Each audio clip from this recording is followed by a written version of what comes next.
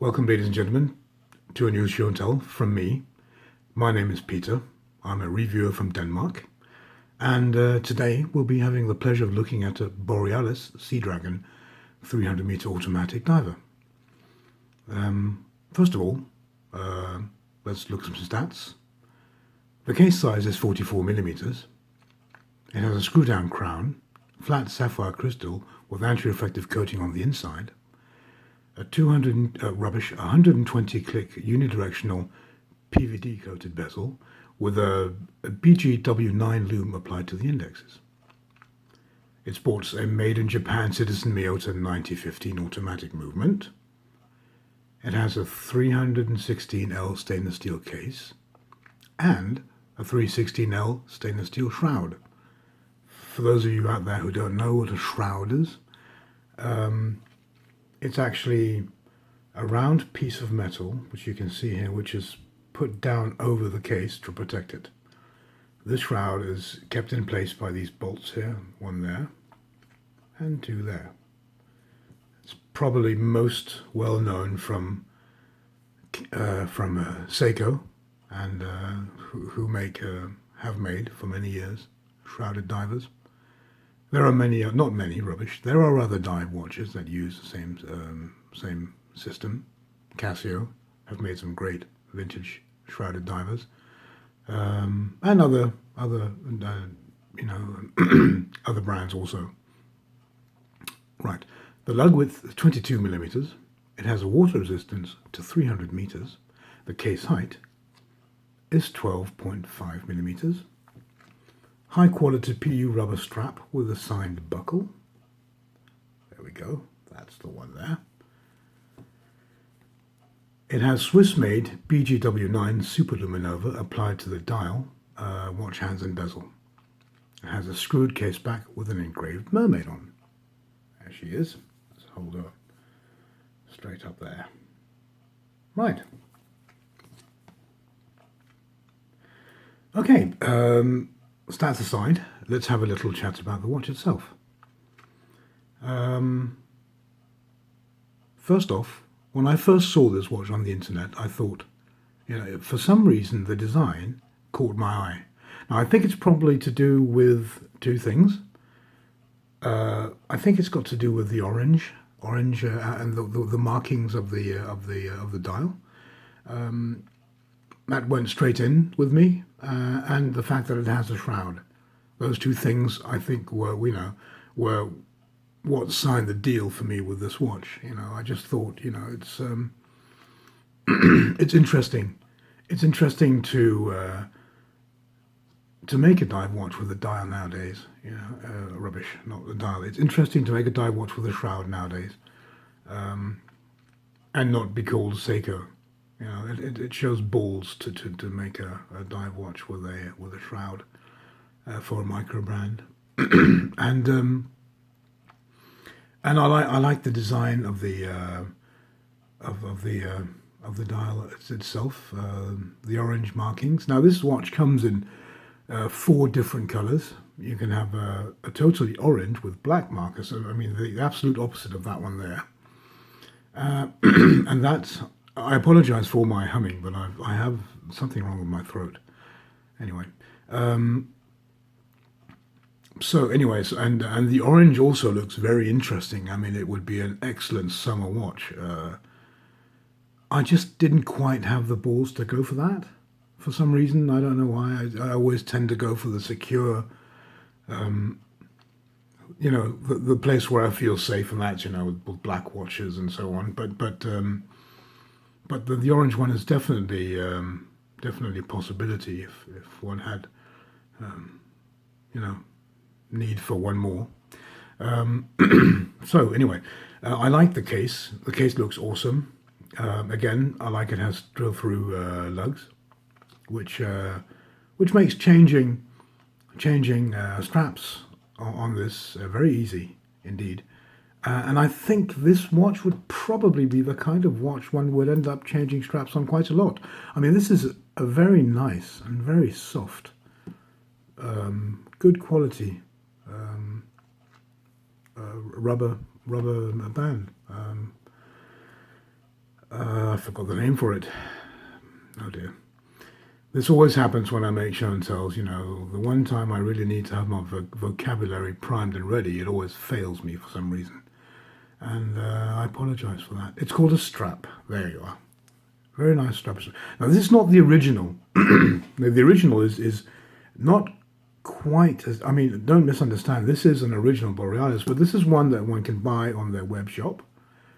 It costs not a lot, but it is actually better than the one that comes with this watch.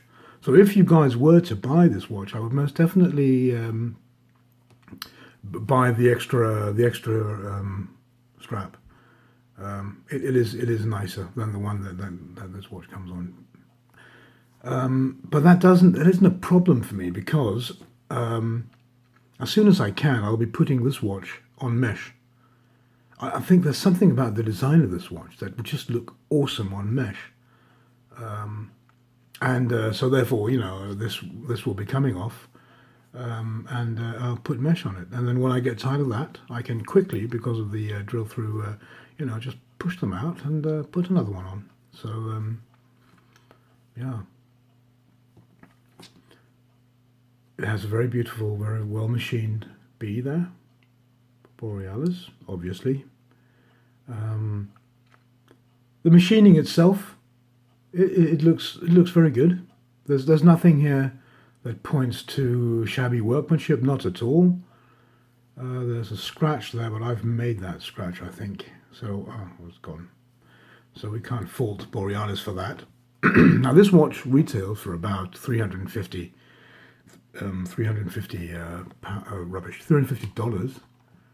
which is equivalent of 265 British pounds.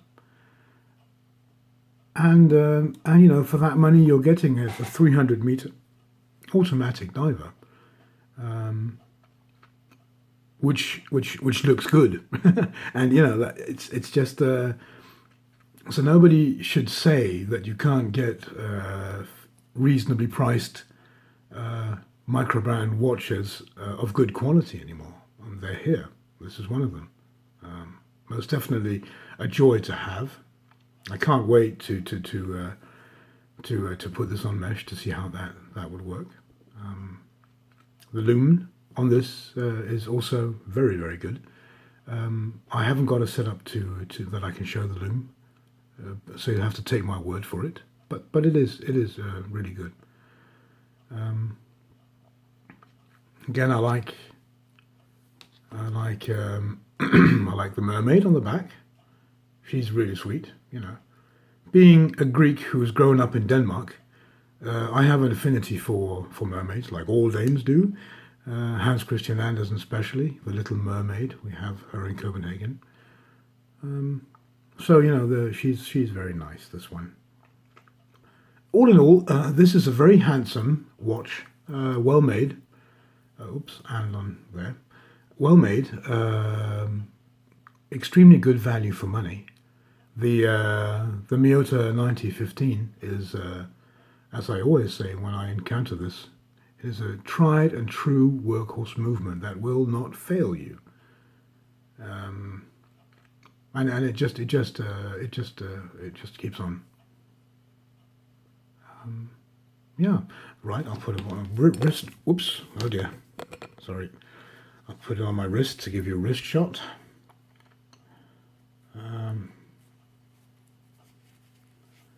I don't know if you guys can see, but there's a small fly or a gnat or something that seems very interested in my show and tell. Maybe he likes watches too. Go away. Psst. There. So there you have it. A good looking watch for $350. I mean, it's $350 under $400 dive watch here, 300-meter diver, which is awesome. And it really looks cool. There's one thing I might have liked, and that is that that Borealis had made it possible in their web shop under accessories to buy replacement shrouds for it. Because one of the reasons for having shrouds is that it takes the bang and the scratches from daily life and from diving away from the case itself. And therefore, when you've accidentally hit this against a wreck when you're diving off the shore of Mauritius, and you come up and you find an ugly scratch on it, and you go, oh well, never mind, I'll just go on Borealis' website and get a new shroud for it.